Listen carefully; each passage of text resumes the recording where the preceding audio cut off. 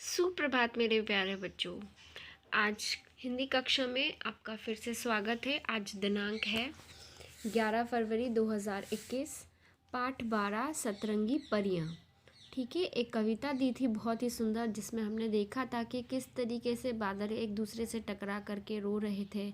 फिर सूरज आया, उन्होंने कहा कि तुम्हें रोना नहीं है, मैं तुम्हारे लिए परियां भेजूंगा। परियां 7 रंग की आई। ठीक है, परियों ने अपनी जो फ्रॉक, जो आंसू मतलब आ रहे थे बादलों को, उससे परियां भीग चुकी थी। परियां आई, बादलों को भी समझाया, और फिर इस तरीके से सूरज की किरणों में परियों ने अपनी जो फ्रॉक थी सुंदर सुंदर वो सुखा ली, है ना। और फिर उसके बाद सातों ने मिलके एक इंद्रधनुष बनाया जिसमें 7 रंग होते हैं। तो ये कविता पढ़ी थी, नहीं पढ़ी है फिर से पुनः पढ़ लीजिएगा। चलिए, तो वर्कशीट नंबर 5 है आज। प्रश्न 1, कविता की पंक्तियाँ पूरी करो। कविता की कुछ पंक्तियाँ दी हुई है, आपको जो फिल इन द मतलब ब्लैंक्स दिया हुआ है, आपको वो फिल करना है। 2 थे खालिस्तान बादल, सैर कर रहे खालिस्तान। इस तरीके से पूरे यहाँ पे क्या आएगा, आपको लर्न करना है, कविता को याद करना है और फिर इसे पूर्ण करना है। ठीक है। प्रश्न दूसरा, दिए गए शब्दों के पर्यायवाची लिखो। पर्यायवाची मतलब एक नाम, एक किसी चीज़ को और अधिक नामों से बोला जाता है, उसके और नाम होते हैं, उसे बोला जाता है पर्यायवाची। कंफ्यूज नहीं होना है। पर्यायवाची मतलब जो नाम दिए हैं उसके और नाम क्या है वो आपको लिखना है। तो सूरज को क्या कहते हैं ये आपको नाम लिखना है। धरती को क्या बोलते हैं मैंने ये भी बताया है।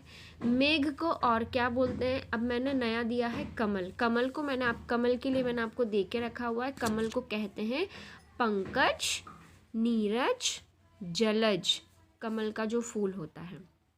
नीर पानी जल पे, सुमन, सुमन मतलब पुष्प, है ना। और क्या कहते हैं, जिसके अगर आपको 2-2 आ रहे हैं तो 2-2 भी लिख सकते हैं, बहुत अच्छी बात है, आगे के लिए आपको अच्छा रहेगा। गगन, गगन को कहते हैं आकाश, आसमान और नभ।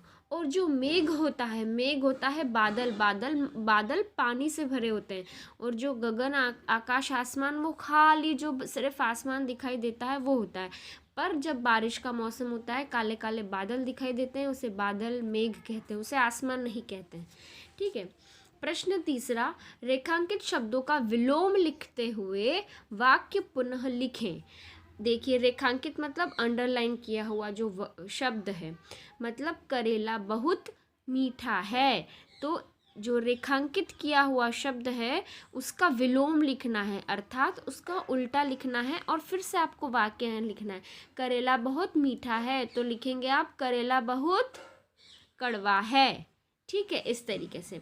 मदन को ठंड लग रही है तो मदन को ठंड का विपरीत क्या होगा, विलोम क्या होगा, वो आपको लिखना है।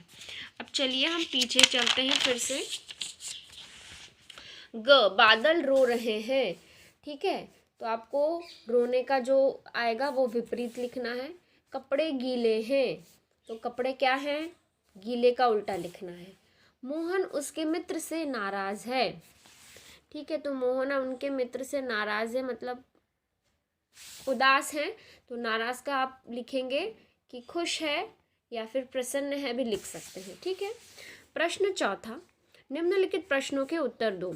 क, सूरज ने बादलों से क्या कहा। क्या कहा था जब बादल रो रहे थे, कि सूरज ने बादलों से कहा कि तुम रो मत, मैं तुम्हारे लिए कुछ खास परियां भेजूंगा, है ना। इंद्रधनुष के रंगों के नाम लिखो। इंद्रधनुष में कितने रंग, दैट मीन्स रेनबो जो होता है जिसे हम इंग्लिश में बोलते हैं, उसे हिंदी में बोला जाता है इंद्रधनुष। उसके रंगों के नाम लिखने, कितने रंग होते हैं। परियों ने अपनी फ्रॉक, ये इंग्लिश का शब्द है फ्रॉक, है ना, इसलिए यहाँ पे जो है आधा चंद्र बिंदु लिखा हुआ है। अक्सर जैसे मैंने आपको बताया था कि आधा चंद्र बिंदु जो होता है वो इंग्लिश के शब्दों को लिखने के लिए होता है। कॉपी, कॉफ़ी, इस तरीके से फ्रॉक कहाँ सुखा, तो परियों ने अपनी फ्रॉक कहाँ सुखा दी, कहाँ सुखाई थी, परियों ने अपनी फ्रॉक सूरज की किरणों में सुखा दी। सैर कौन कर रहे थे, सैर यानी घूम कौन रहा था, तो कौन सैर कर रहे थे, सूरज की परियां। सैर बादल कर रहे थे, या लिखेंगे बादल सैर कर रहे थे। प्रश्न 5वां दिया है, जल चक्र बनाते हुए उसमें रंग भरो। अब आप सोचेंगे मैम जल चक्र क्या है, तो मैम आपको बताते हैं क्या है जल चक्र। जल चक्र मतलब वाटर साइकिल, जो मैम ने आपको एक्सप्लेन किया था, ये वाला है ना। इसको आपको ड्रॉ करना है, ज़रूरी नहीं है एज इट इज़, पर उसमें पानी दिखना चाहिए, थोड़े से आप छोटे छोटे से पहाड़ बना दीजिएगा, बादल दिखना चाहिए, बारिश है, सूरज है, और अच्छा सुंदर सा कलर करिएगा। ये आप ज़रूर सीखिएगा इसको बनाना कि किस तरीके से। आगे आपको साइंस की जो आपकी क्लास होगी EVS की, उसमें भी आपको ये हेल्प करेगा। ओके, और आगे जाके ज़्यादा आपको इसके बारे में एक्सप्लेनेशन दिया जाएगा। अभी आपको बस सुंदर सी ड्राइंग बनाना है और उसमें कलर करना है, ठीक है। तो बेटा मैम आपको इसकी पिक्चर क्लिक करके दे देंगे, आपको बहुत अच्छे से जो है वर्कशीट को लिखना है, कंप्लीट करना है, ठीक है।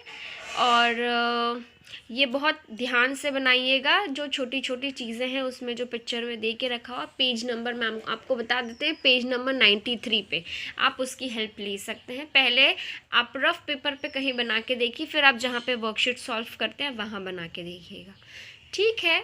चलिए, धन्यवाद।